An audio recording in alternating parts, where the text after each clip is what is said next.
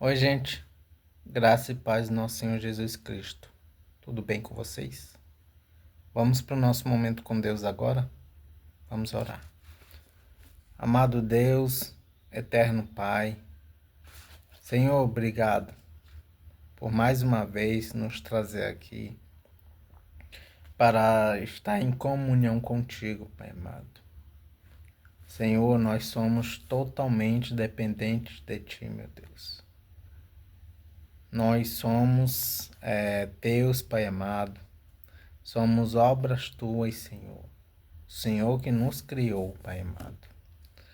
Pai, obrigado por mais um dia de vida. Obrigado por nos trazer aqui novamente para alimentar nossas almas, porque te adorar, Senhor, é alimento para as nossas almas. Te adorar, Pai amado, é o nosso prazer, Senhor. E que possamos te adorar, Pai amado, enquanto estivermos aqui nesta terra, Pai amado. Sempre te adorando, sempre te buscando, Senhor. Sempre tentando te dar prioridade, Senhor. Porque muitas vezes, Pai, te deixamos de lado, Senhor, e priorizamos outras coisas. Mas nos ajude, Pai, nos ajude a te priorizar, Pai amado. Porque, Senhor, o Senhor nos sustenta todos os dias, Pai amado. O Senhor zela por nós todos os dias da nossa vida, Pai. O Senhor cuida da gente, Senhor. O Senhor nos protege, nos livra de perigos que este mundo oferece, Pai. Então, Senhor, nada mais justo do que te dar prioridade em nossas vidas, Senhor. E precisamos aprender isso, Pai. Precisamos também aprender a te obedecer, Senhor. Porque muitas vezes somos desobedientes à tua palavra, Senhor. Muitas vezes queremos caminhar pelas nossas próprias pernas, Senhor. E não é assim, Senhor. Não é. Precisamos depender de Ti, Senhor. Porque sem Ti nada somos, Pai amado. Sem Ti nada sabemos fazer, Pai.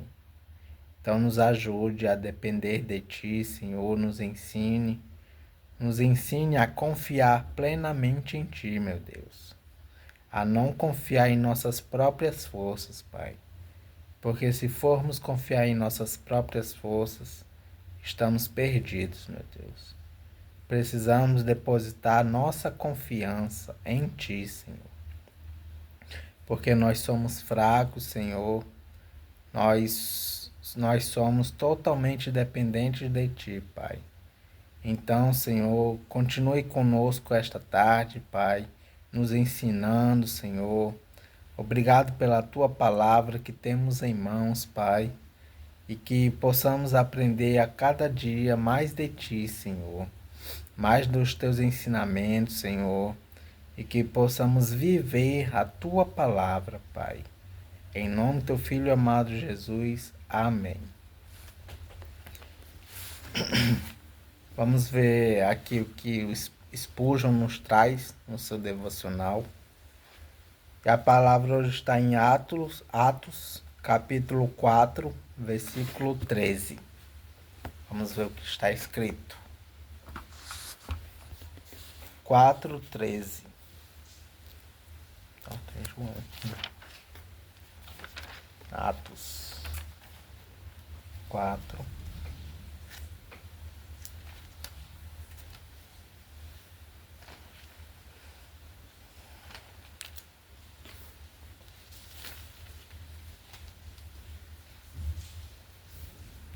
Quatro 13.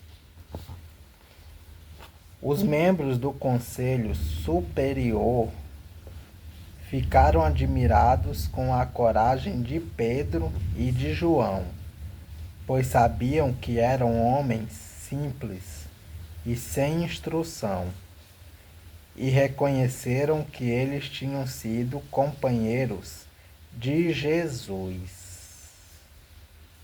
Amém. Agora vamos ler a mensagem que Spurgeon nos traz.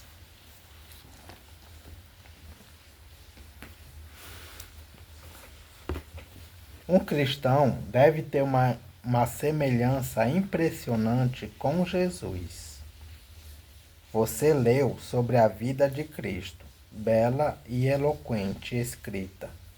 Mas a melhor vida de Cristo é sua biografia viva, escrita nas palavras e ações de seu povo.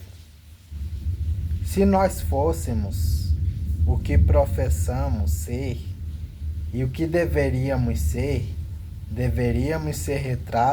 retratos de Cristo. De fato, de tal semelhança a Ele, que o mundo não precisaria nos congelar no tempo, como numa foto, e dizer: bem, tem alguma semelhança. Mas exclamariam, quando estivessem conosco: eles estiveram com Jesus, ele os ensinou, são como ele, captaram a essência do santo homem de Nazaré, e ele age em suas vidas e em ações diárias. Um cristão deveria ser como Cristo em sua ousadia, nunca ter vergonha de sua própria religião. Sua confissão de fé nunca o desonrará. Cuidar para jamais desgraçá-la.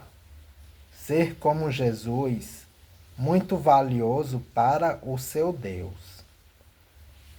Imitá-lo em seu espírito amoroso. Pensar com bondade, falar bondosamente e fazer o bem, de modo que os homens digam sobre você: ele esteve com Jesus. Imitar Jesus em sua santidade. Ele era zeloso por seu mestre? Seja também, sempre fazendo o bem. Não desperdice tempo. O bem é muito precioso. Ele foi abnegado, nunca buscando seu próprio interesse? Seja igual. Ele foi piedoso? Seja fervoroso em suas orações. Ele teve consideração pela vontade de seu Pai? Então, submeta-se a ele. Ele foi paciente? Então, aprenda a suportar. E melhor de tudo, como um grande retrato de Jesus, tente perdoar seus inimigos, como ele o fez. E permita que essas palavras sublimes de seu mestre: Pai, perdoa-lhes, porque não sabem o que fazem, ecoem sempre em seus ouvidos. Perdoe como espera ser perdoado. Essa parte aqui eu achei sensacional. Amontoem brasas sobre a cabeça de seus inimigos, ao demonstrar bondade com eles. Bem pelo mal. Lembre-se, é divino.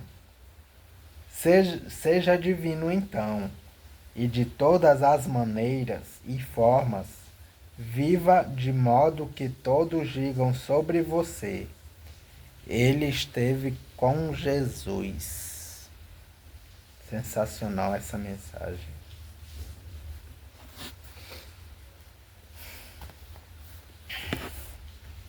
Vamos para o nosso texto, em 2 Reis, capítulo 17.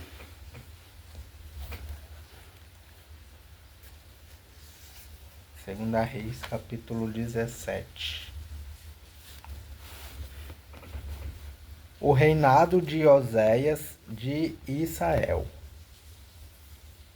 No ano 12 do reinado de Acais de Judá, Oséias, filho de Elá, se tornou rei de Israel e governou 9 anos em Samaria.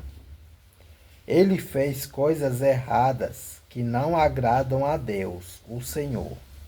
Porém, não tanto quanto os reis que governaram Israel antes dele. O rei Salmanaser da Assíria fez guerra contra ele. Oséias foi dominado por Salmanaser e lhe pagava um imposto todos os anos. Mas certo ano, Oséias mandou alguns mensageiros a So, rei do Egito, pedindo a sua ajuda, e parou de pagar o imposto anual à Assíria. Quando Salmanaser soube dessa revolta, mandou prender Oséias e colocá-lo na prisão. Os assírios conquistam Samaria. Então Salmanaser invadiu Israel e cercou a cidade de Samaria. No terceiro ano do cerco, que era o 9º ano do reinado de Oséias, o rei da Síria conquistou a cidade de Samaria e levou os israelitas para a Síria como prisioneiros. Ele mandou que alguns fossem morar na cidade de Ala, outros perto do rio Abor, que fica no distrito de Gozã, e ainda outros nas cidades de da Média. A cidade de Samaria foi conquistada porque os israelitas pecaram contra Deus, contra o Senhor seu Deus, que os havia livrado de Faraó, rei do Egito, e os havia tirado para fora daquele país. Eles adoraram outros deuses, seguiram os costumes dos povos que o Senhor havia expulsado, conforme eles avançavam, e seguiram também os costumes adotados pelos reis de Israel.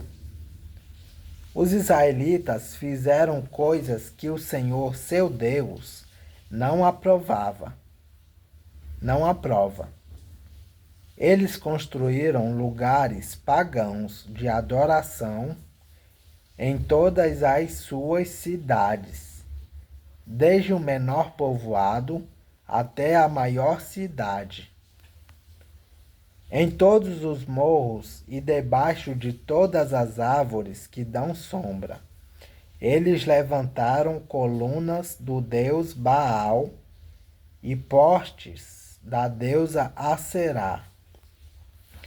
E também queimaram incenso em todos os altares pagãos, seguindo o costume dos povos que o Senhor havia expulsado da terra prometida.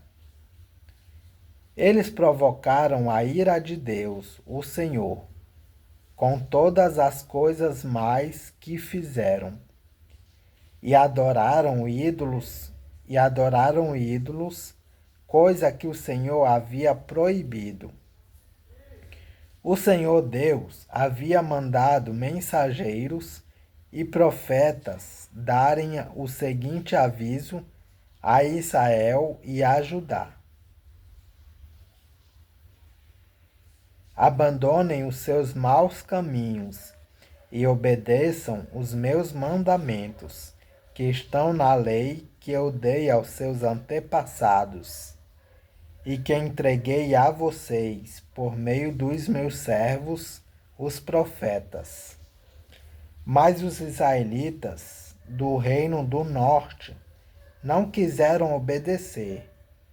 Foram teimosos como seus antepassados, que não confiaram no Senhor, o Deus deles. Eles não quiseram obedecer aos seus ensinamentos e não guardaram a aliança que ele tinha feito com seus antepassados e desprezaram os avisos dele. Adoraram ídolos sem valor e desse modo eles mesmos ficaram sem valor. Seguiram os costumes das nações vizinhas, desobedecendo a ordem que o Senhor tinha dado para que não as imitassem. Eles desobedeceram a todas as leis do Senhor seu Deus e fizeram 2 touros de metal para adorar. Também fizeram um poste da deusa Aserá. Adoraram as estrelas e serviram o deus Baal. Queimaram seus filhos e filhas como sacrifício a deuses pagãos. Consultaram médiuns e adivinhos, e só fizeram coisas erradas que o Senhor não aprova, e por isso ele ficou irado com eles. O Senhor ficou tão irado que os expulsou da sua presença, deixando somente o reino de Judá. Mas mesmo o povo de Judá não obedeceu às leis do Senhor, seu Deus. Eles imitaram os costumes adotados pelo povo de Israel. Por isso, o Senhor rejeitou todos os descendentes de Israel. Ele os castigou, entregando-os a inimigos cruéis, e no fim os expulsou da sua presença. Depois que o Senhor Deus separou Israel de Judá, os israelitas colocaram Jeroboão, filho de Nebate, como seu rei. Jeroboão os fez abandonar o Senhor e os levou a cometer um terrível pecado. Os israelitas seguiram Jeroboão e continuaram a praticar todos os pecados que ele havia cometido, até que finalmente o Senhor os expulsou da sua presença, como havia avisado por meio dos seus servos, os profetas. E assim o povo de Israel foi levado para o cativeiro na Assíria, onde eles moram até hoje. Os assírios vão morar em Israel. O rei da Síria trouxe gente das cidades de Babilônia, Cutá, Iva, Amate e Servavaim, e os fez morar nas cidades de Samaria, em lugar dos israelitas que haviam sido levados como prisioneiros. Esses assírios tomaram posse daquelas cidades e ficaram morando ali. Quando foram morar lá, eles não adoravam a Deus, o Senhor, e por isso ele mandou leões que mataram alguns deles.